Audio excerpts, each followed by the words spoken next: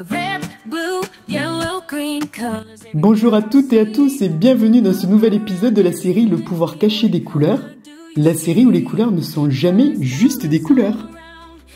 Aujourd'hui, on met le feu avec le rouge, la couleur de la passion, et parlons-en de la passion. Je suis tellement passionné par ce que je fais ici. Mais pour que la flamme reste allumée, j'ai besoin de votre soutien. Abonnez-vous, partagez la vidéo, envoyez-la même à votre cousin que vous n'avez pas vu depuis 5 ans. Et je vous le dis, si on atteint 500 abonnés, il y a un cadeau flamboyant à découvrir sur la chaîne. Promis, ça ne brûle pas et ça fait plaisir. Aujourd'hui, on passe à l'action. Accrochez-vous bien, on s'attaque au rouge. Oui, cette couleur qui nous fait accélérer le pouls, qui s'impose sans même qu'on le remarque.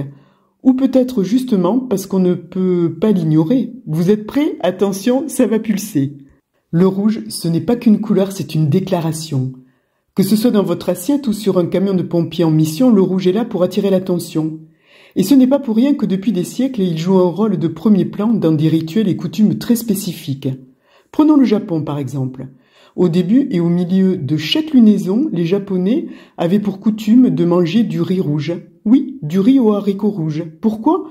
Eh bien, tout simplement pour éloigner les maladies. Une tradition ancestrale pour se fortifier avant les semaines à venir.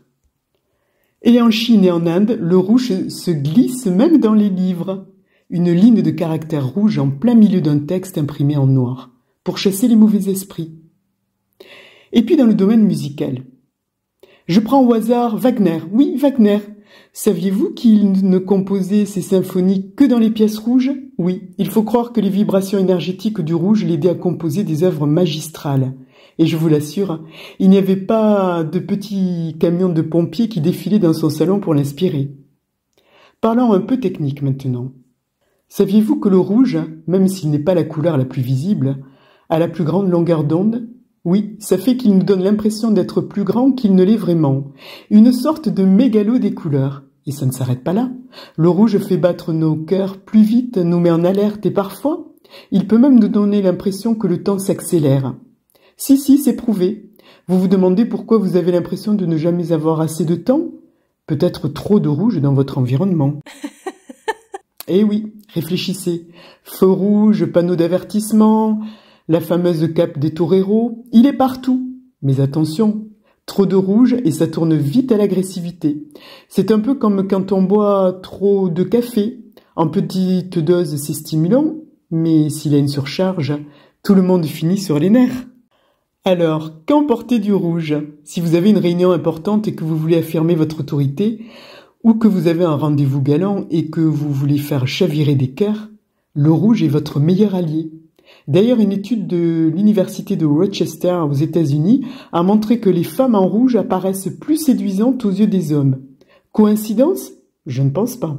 Mais c'est là que le rouge a ses limites. Trop de rouge peut aussi vous épuiser.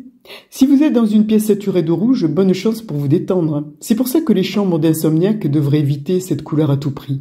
Rien de pire pour passer une mauvaise nuit que des murs écarlates vous criant au visage.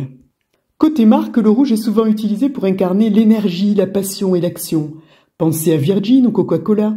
Ces entreprises ont compris le secret. On associe le rouge au dynamisme, à la jeunesse et à l'envie de consommer.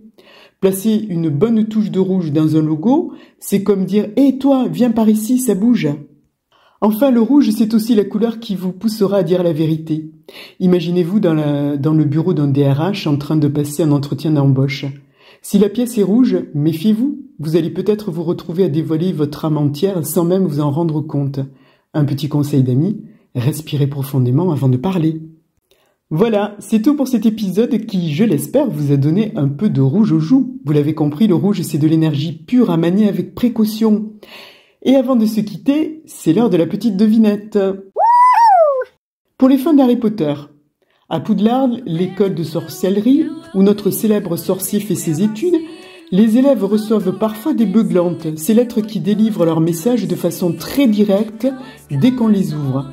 Alors selon vous, de quelle couleur sont ces fameuses missives?